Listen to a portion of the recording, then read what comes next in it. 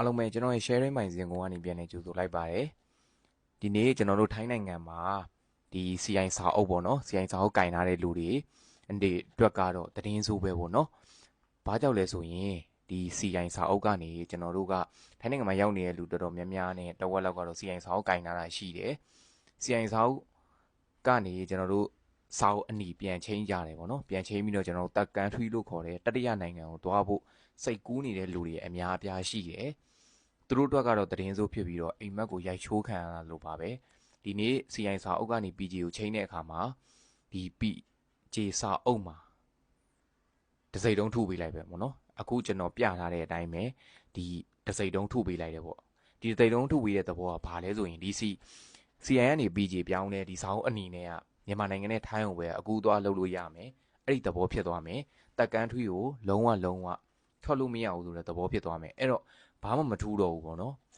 စာအုပ်အစိမ်းကင်ရတဲ့လူကလည်းမြန်မာနိုင်ငံဒီကိုအကူပြောင်းမဲ့လုပ်လို့ရမယ်တခြားနိုင်ငံကိုထွက်ခွင့်မရှိဘူးစာအုပ်အနီအခုချိန်လိုက်ပြန်တော့လေဒီတိုင်းပဲဖြစ်တယ်ပေါ့နော်ငကိုစာအုပ်ရှိပြီးသားလူတွေကတော့ဘာမှမဖြစ်ဘူးဖြစ်တာက CI ကနေဒီ PJ ကိုချိန်တဲ့လူတွေအတွက်ပဲဖြစ်တာခုနကကျွန်တော်ပြပေးထားတဲ့အတိုင်းပဲစာအုပ်မှာတစ်စိမ့်တုံးထုပေးလိုက်တယ်ပေါ့နော်ဒီနေ့သတင်းမှာတက်လာတယ်ဒီထုပေးလိုက်တဲ့ဒီစာအုပ်ရလာတဲ့လူကလည်းပဲတင်ထားတာလည်းတွေ့တယ်ပေါ့နော်အဲ့တော့ကျွန်တော်ပြောချင်တာကအခု10လပိုင်းမှာဗတ်ဖွင့်မယ်လို့လည်းသတင်းကအတိအကျရထားတယ်ရက်လည်းသူတို့ဖွင့်မဲ့ process တွေကိုလည်းပြောပြပေးနေပြီသတင်းမှလည်းတင်ပေးနေပြီအဲ့တော့အခုအချိန်ကြီးရဆိုရင်ကျွန်တော်တို့ကဗတ်ဖွင့်မယ်ဆိုပြီးတော့မြန်မာနိုင်ငံကနေအသေးအတန်တက်လာမဲ့လူတွေလည်းရှိတယ်အောက်လန်းကနေဆိုပြီးတော့ဒီရောက်မှအရင်တော့လောက်ခဲ့တဲ့လူတွေလို့ပေါ့အောက်လန်းကနေတက်လာမယ်ဒီရောက်တော့မှပန်းအောင်ကရိုက်မယ်စာအုပ်အစိမ်းနဲ့နေမယ်ပြီးရင်ကျွန်တော်တို့စာအုပ်ညီချိန်မယ်ပေါ့နော်စာအုပ်ညီချိန်ပြီးကျွန်တော်တို့တက်ကန်ထရီဥပမာဒူဘိုင်းကိုအလုပ်သွားလုပ်မယ်စင်ကာပူပြီးရင်ဂျပန်အဲ့လိုမျိုးတက်ကန်ထရီကိုချိန်မယ်သွားမယ်ဆိုတော့အရွေချက်အနေနဲ့တက်လာတယ်ပေါ့နော်အရင်တော့အခုအဲ့အရွေချက်တွေကိုရိုက်ချိုးရသလိုပဲအဲ့တော့အခုအောက်လန်းနေတက်လာတာပေါ့နော်တချို့ကြတော့ passport အနီရှိပြီးတော့တက်လာရည်လည်းရှိတယ်အဲ့တော့ပြောချင်တာကမြန်မာနိုင်ငံမှာအခု passport လော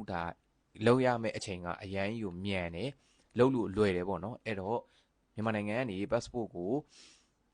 အမြန်လုပ်လို့ရနေတာဖြစ်တဲ့အတွက်အရင်လုပ်ပြီးတော့မှတရားဝင်နဲ့တက်လာပါဘာကြောင့်လဲဆိုတော့ဒီမှာက CI စာအုပ်ကနေ passport အနီကိုချိန်တဲ့အခါမှာဒီတစိမ့်တုံးထုတ်ပေးလိုက်တာဖြစ်တဲ့အတွက်ကျွန်တော်တို့တက်ကန်ထွေးကို